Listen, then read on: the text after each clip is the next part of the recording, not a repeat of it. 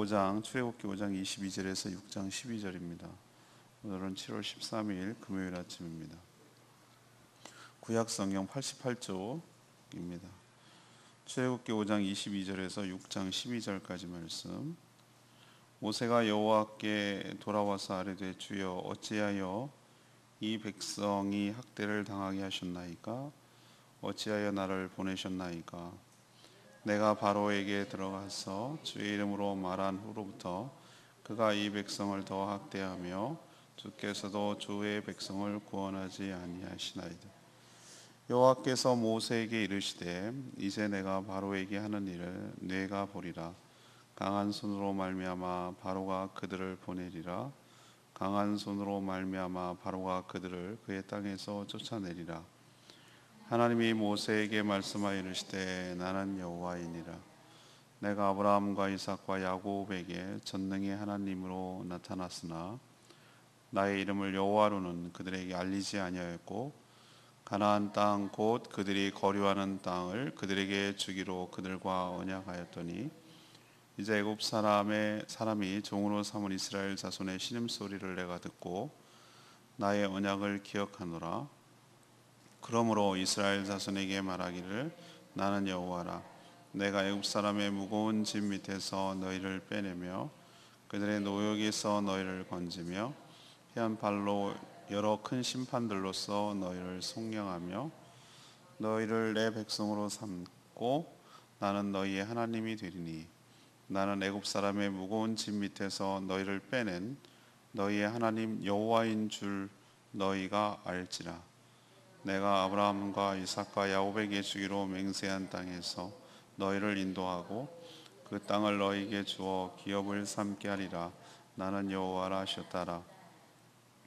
모세가 이와 같이 이스라엘 자손에게 전하나 그들이 마음의 상함과 과혹한 노역으로 말미암아 모세의 말을 듣지 아니하였더라.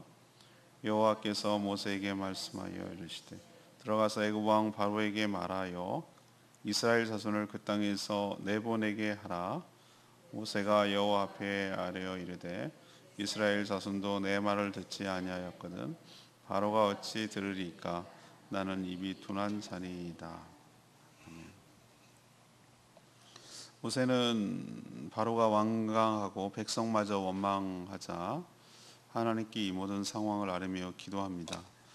하나님은 강한 손으로 구원할 것을 보게 될 것이라고 하셨습니다. 또 언약을 기억해서 이스라엘 백성들을 속량하고 자신의 백성으로 삼고 가나안 땅을 기업으로 줄 것이라고 이렇게 약속을 합니다. 하지만 이스라엘 백성들은 중노동 때문에 모세가 전해준 말을 이제 잘 들으려고 하지 않았습니다. 하나님 오늘 말씀을 통해 알 수 있는 내용이 무엇인지 알려면 우리가 질문을 해야 되는데 위기가 올 때 기회가 될 수 있을까? 이것이 오늘의 질문입니다. 위기가 어떻게 기회가 될 수 있을까? 이것입니다. 첫 번째는 하나님의 강한 6장 1절에 있는 말씀대로 하나님의 강한 손으로 역사하심을 볼 수 있는 기회가 됩니다. 캄캄한 밤에 별이 더 잘 보이죠. 난관에 부딪혀서 상황이 더 악화될 때 오히려 더 하나님의 역사가 더 분명하게 드러납니다. 바로의 이런 교활한 전략 때문에 백성도 모세도 마음이 다 상해버렸습니다. 집까지 구해가지고 직접 구해서 할당한 벽돌을 구워내야 하는 이스라엘 백성들은 백성대로 속상했고 백성들의 원망을 듣고 자기가 이러려고 그런 것도 아니고 자기가 바로에게 그렇게 하라고 그런 것도 아닌데 백성이 자신에게 모든 책임을 뒤집어 씌우고 원망을 들어야 하는 모세도 마음이 많이 상해서 지금 하나님께 하소연하고 있습니다. 하지만 하나님께서 그 기도를 들으시고 모세에게 이제야말로 자신이 바로에게 하는 일을 볼 때가 됐다라고 말씀하십니다.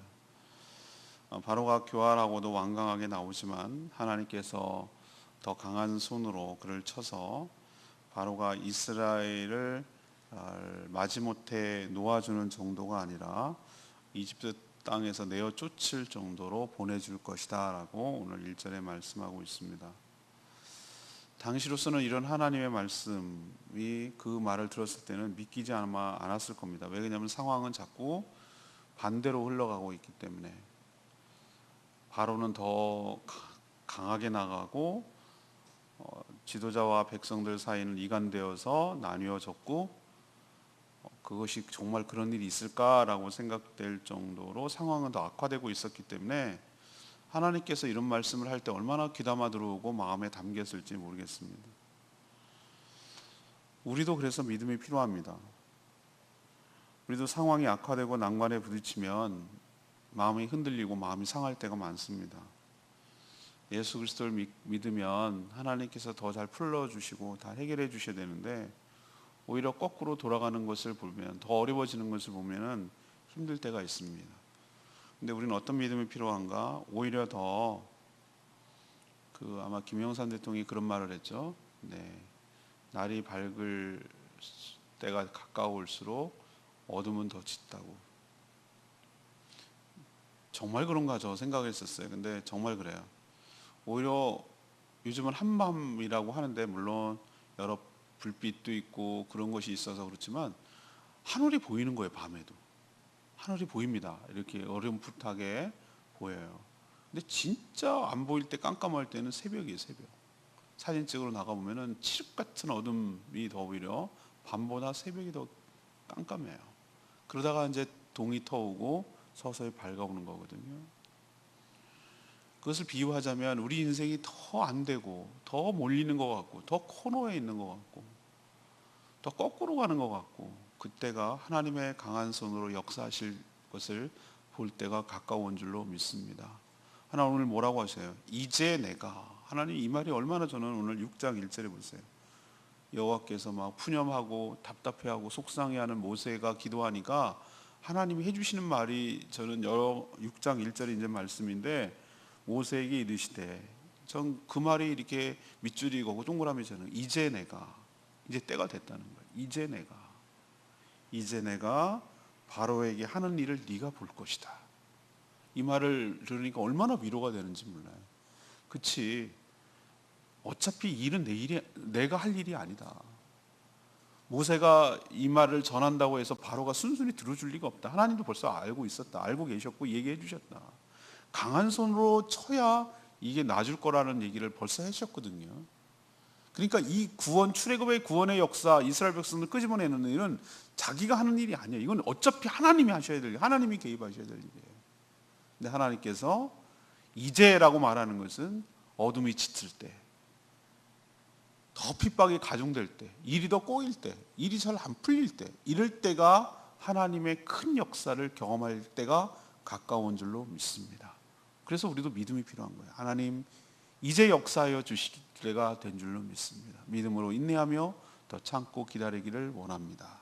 이것이 우리의 태도가 되어야 될 줄로 믿습니다. 이런 면에서 위기는 곧 하나님의 역사를 볼 기회인 줄로 믿습니다. 두 번째는 6장 5절 말씀으로 하나님의 언약을 재확인할 수 있는 기회예요. 하나님은 자신의 이름을 여호와라고 2절에 말씀하셨어요. 족장들에게는 뭐라고 말했다고 그랬죠? 전능의 하나님. 관조에 보면 엘사다이, 전능의 하나님으로 나타났다고 하셨어요. 여호와 하나님으로는 안 나타나셨다고 하셨어요. 근데 지금은 이제 여호와 하나님으로 나타나신다는 거예요. 뭐 그게 그건 것 같은데 뭔 차이가 있는 거죠? 라고 생각이 들죠. 근데 이것은 바로 언약의 하나님이란 뜻이에요. 하나님은 족장들과의 언약을 기억하셨어요. 기회 있을 때마다 자신이 하셨던 언약을 지금 상기시켰어요. 지금도 언약을 다시 언급하세요. 모세가 해야 할 사역이 어떤 의미를 갖는지 깨닫게 하려고, 그리고 힘을 더하게 하시려고 지금 이렇게 하는 거예요. 언약은, 모세에게 전달해 주신 언약은 세 가지 핵심 내용이 있어요. 먼저 여호와의 이름으로 이스라엘 백성들을 속량하신다, 이것이에요. 속량이란 개념은 돈을 주고 노예를 사서 해방시키는데, 이것은 바로 구원을 의미해요. 출애굽 마지막 재앙이 장자를 치는 재앙이거든요. 하나님께서 어린 양의 피로 그를 보호하셨어요. 속량하셨어요. 대가를 치르고 대신 죽었어요. 어린 양이. 장자가 다 죽어야 되는데 첫 새끼는 다 죽어야 되는데 장자가 살리고 어린 양이 대신 죽어요. 송양이. 그래서 출애굽이 됐어요. 하나님께서 그 언약의 내용을 책임지겠다는, 나의 백성이 되게 했다는 그 책임지겠다는 거잖아요. 그리고 두 번째는 그저 해병만 시켜주는 것이 아니라 그들을 자신의 백성으로 삼아주시겠다고. 그것이 언약의 조항 중에 마지막으로는 족장들과 약속한 땅이 어디죠? 가나안 땅입니다. 아브라함, 이삭, 야곱에게 약속한 땅이 가나안 땅이에요. 그 땅을 기업으로 삼을 수 있도록 거기까지 인도하겠다라는 내용을 지금 모세에게 다시 한번 얘기를 하고 있어요.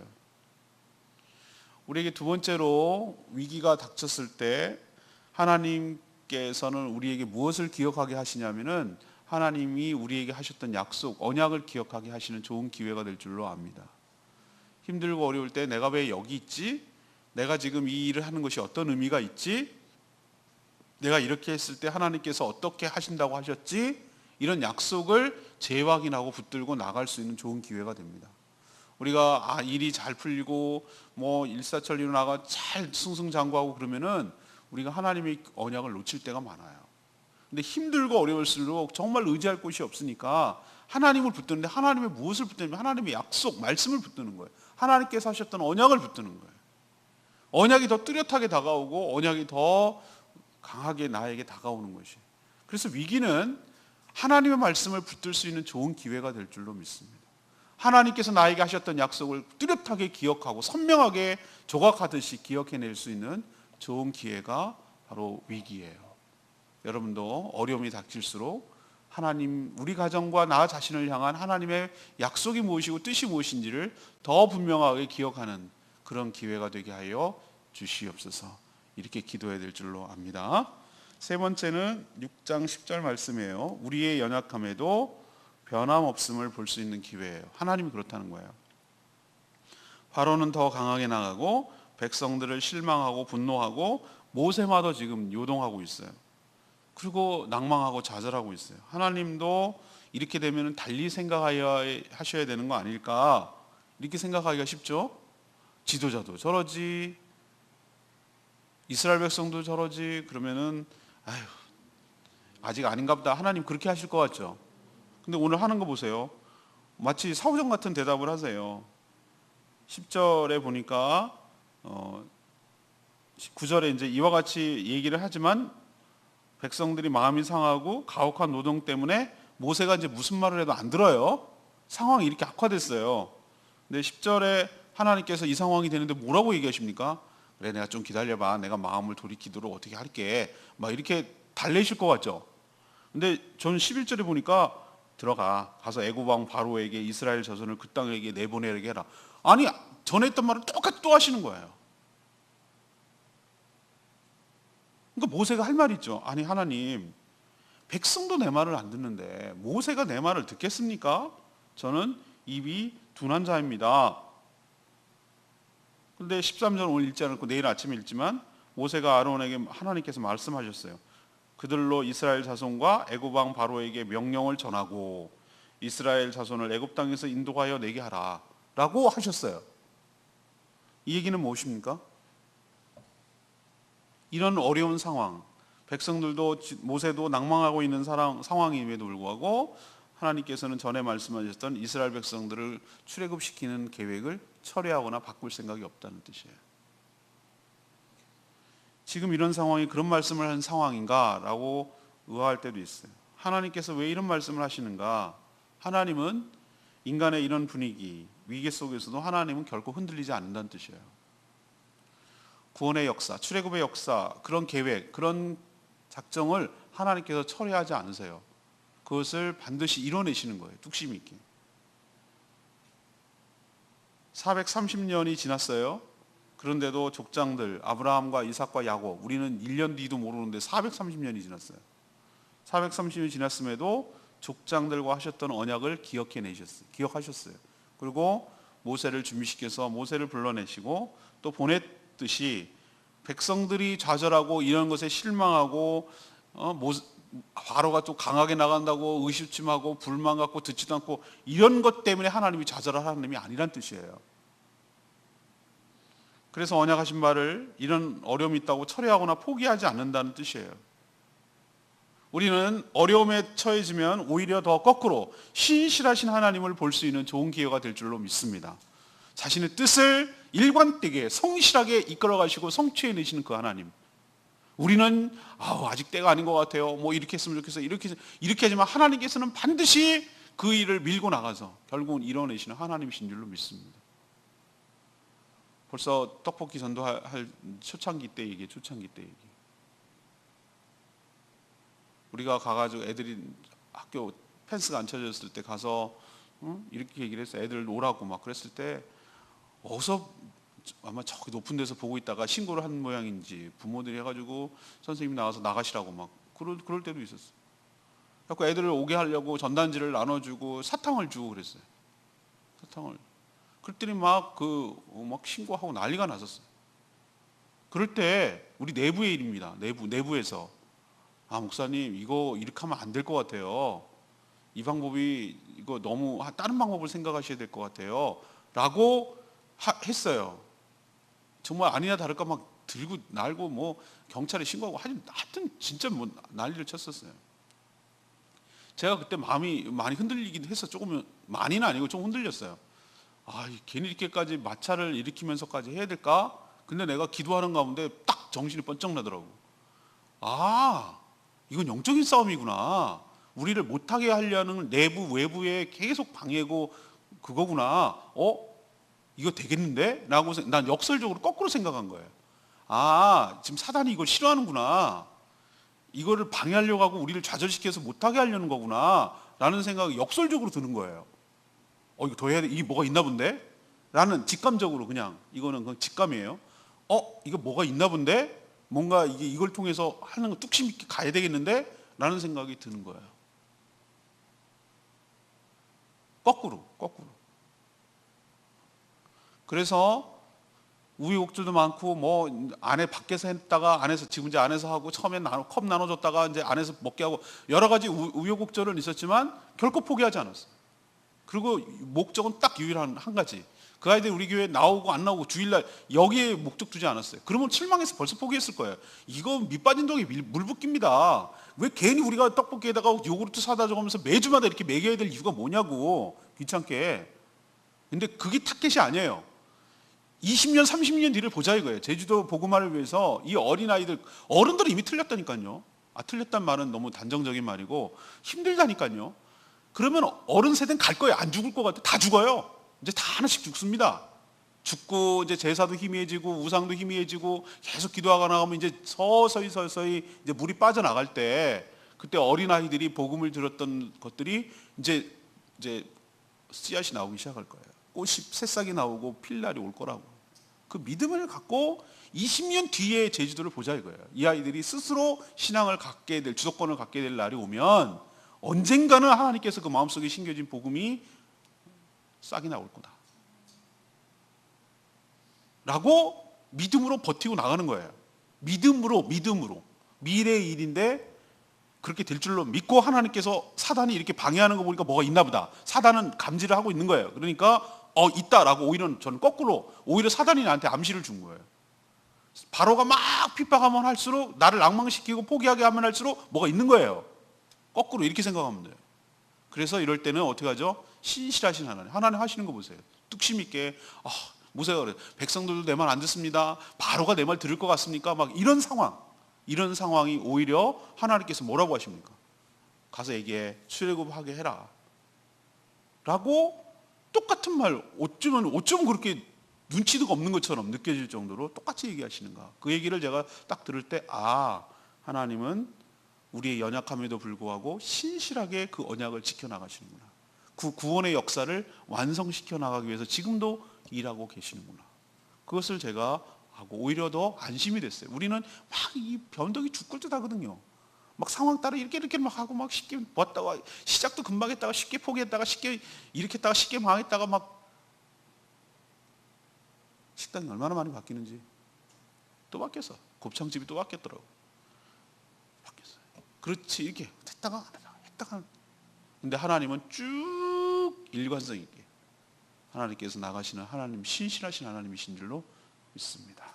그것을 볼 수 있는 기회예요. 레위기 말씀 5장 22절 모세가 여호와께 돌아와서 아뢰되 주여 제가 이 백성을 학대하게 하셨나이까. 이스라엘 백성과 모세의 결정적 차이가 뭘까라고 생각을 해봤어요. 어제의 묵상과 이제 대조하는 겁니다. 둘 다 마음이 상했죠. 백성은 모세가 괜한 일을 시작해가지고 바로가 노동의 강도를 더해져서 힘드니까 화가 났고, 모세는 이런 백성들의 반응 때문에 속상했고, 하지만 모세는 백성과 달리 하나님께 어떻게 하십니까? 나아갑니다. 요 차이라고, 요 차이. 하나님은 좋을 때만 찾는 분이 아니에요. 또 안 좋을 때만 찾는 분도 아니에요. 좋을 때나 안 좋을 때나, 좋으면 좋은 대로, 힘들면 힘든 대로. 다른 사람에게 원망을 쏟아내기 이전에 하나님께 나가서 마음을 쏟아내는 거죠. 백성들은 그런 거 안 했어요. 그냥 보이는 모세, 아론이 미운 거예요. 그러니까 원망하고 막 따지고 대들고 대적하고 이런 걸로 끝이에요, 그냥. 근데 모세는 어떻게 했습니까? 오늘 22절 보니까 여호와께 돌아와서 아뢰되, 그 백성한테 그런 소리 듣고 마음이 상해 죽겠는데 돌아와가지고 하나님께 뭐 했다는 거예요? 기도했다는 거, 아뢰었다는 거. 하나님 속상하다고. 지금 그 내용 보면은 5장 22, 23절 보면은 이게 모세도 긍정적인 얘기를 하고 있는 게 아니에요. 지금 여러분 보세요.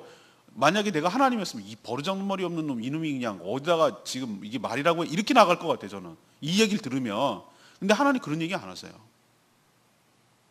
친정 엄마한테 와서, 딸이 와서 못 살기니 사니 못 사니 뭐 이러니 저러니 막 죽는 소리 한단 말이에요. 그러면은 이걸 만약에 며느리였으면 그렇게 안 한다고. 그런데 딸이니까 별소리를 놔도 철업딱선이 없고 네가 잘못했구만 얘기가 들어도 그냥 다 들어주잖아요. 그런 것처럼 하나님께서 중요한 건 그거예요. 힘들고 어렵고 일이 있을 때 안 찾아오는 게 문제예요. 하나님께 와서 돌아와서 이러니 저러니 속상한 얘기, 막 힘든 얘기, 뭐 한 얘기 그냥 다 해도 하나님은, 하나님 앞에 하는 것은 그냥 무슨 소리를 다 쏟아내도 하나님은 뭐라고 하지 않았어요. 오히려 더 그렇게 해주는 그 자녀가 고맙고 그런 거예요. 더 기특한 거예요. 그래, 네가 딴 데 가서 딴 데서 엉뚱한 데 하려고 하지 않고 내한테 와가지고 이렇게 쏟아내는구나. 그거를 이게 말 같은 소리를 해야지 이렇게 야단치시는 것이 아니라 하나님께 나와서 얘기하는 것을 오히려 기특하게 생각하시고 다 들어주시는, 그래서 해답을 주시는 하나님이신 줄로 믿습니다. 그러니까 힘들고 어려울 때 하나님께 엎드려 기도하는 게 중요하다고. 이 차이가 있어야 된다. 오늘 제 질문은 뭐였어요? 우리 인생도 위기가 오죠. 위기가 올 때 오히려 뭐라는 거예요? 좋은 기회가 된다는 거예요. 위기는 곧 기회란 말이에요. 어떤 기회인데 그런 소리를 하세요? 첫 번째는 하나님의 강한 손을 경험할 수 있는 기회인 줄로 믿습니다. 이제 내가. 두 번째는 하나님의 언약, 하나님의 말씀, 약속을 다시 한번 재확인할 수 있는 기회가 될 줄로 믿습니다. 세 번째는 이런 우리의 연약한 상황이, 환경이 어려워짐에도 불구하고 하나님께서는 반드시 변함없이 일관성 있게 신실하게 구원의 역사를 펼쳐가시는 것을 확인할 수 있는 기회가 될 줄로 믿습니다.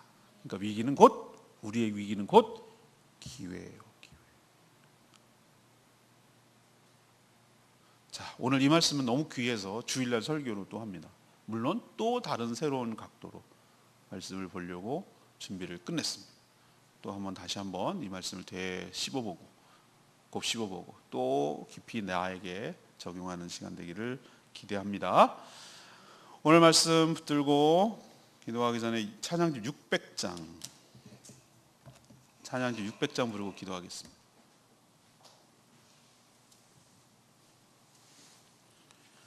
찬양집 600장, 주님 보좌 앞에 나아가 600장 하겠습니다.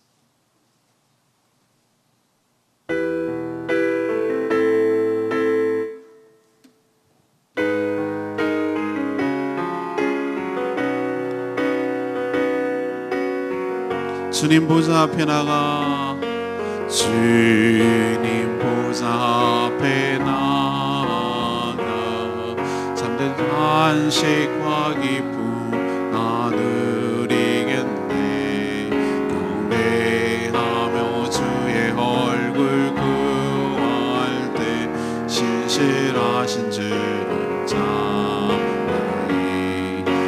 신실하신 하나님, 신실하신 주, 나의 주 하나님이 신실하신 주. 그렇습니다. 기도 들으시니, 기도 들으시는 하나님, 폭풍 속에 내 등불 내노래시라. 주의 날개 아래서 내 안쉬리니, 신실하신 주님 찬양. 신실하신 하나님, 신실하신 주, 나의 주 하나님, 신실하신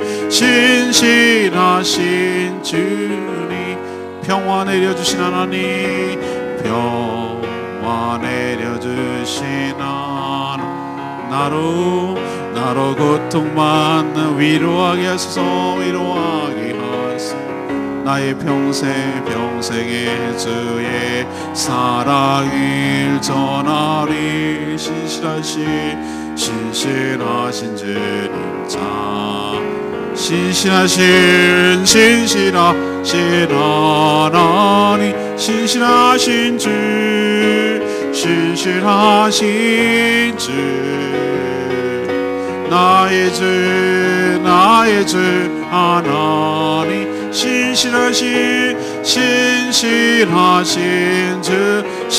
하나님, 신실하신 하나님, 신실하신 주, 나의 주 하나님, 신실하신 주, 신실하신 주님.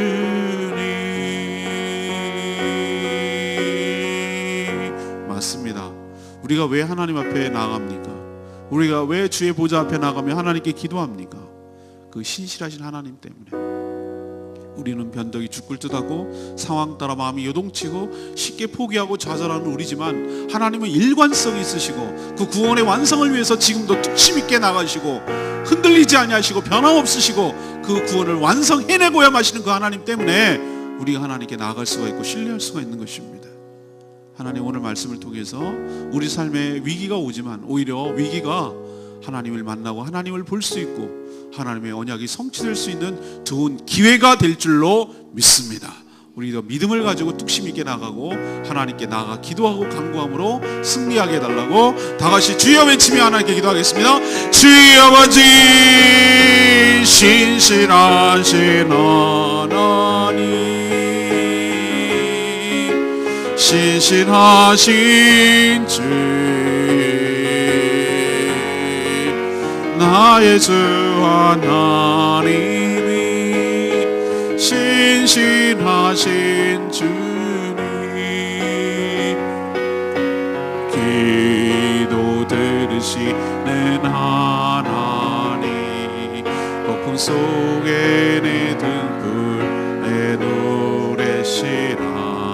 주의 날개 아래서 내 맘 쉬리니, 신실하신 주님 찬양해. 신실하신 하나님, 신실하신 주, 나의 주 하나님이 신실하신 주님.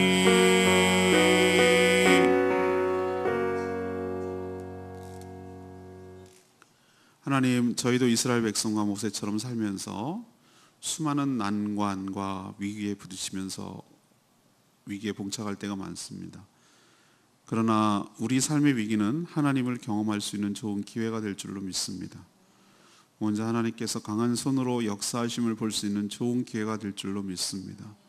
하나님의 강한 손으로만 우리의 인생의 문제들이 해결되기 때문입니다. 또한 하나님께서 하신 언약을 다시 한번 기억하고 확인할 수 있는 기회입니다. 우리의 연약함 때문에 흔들리지 아니하시고 초제일관 신실하게 나아가시는 하나님을 신뢰하며 감사와 찬양과 영광을 돌립니다. 그리고 하나님께 맡기겠습니다.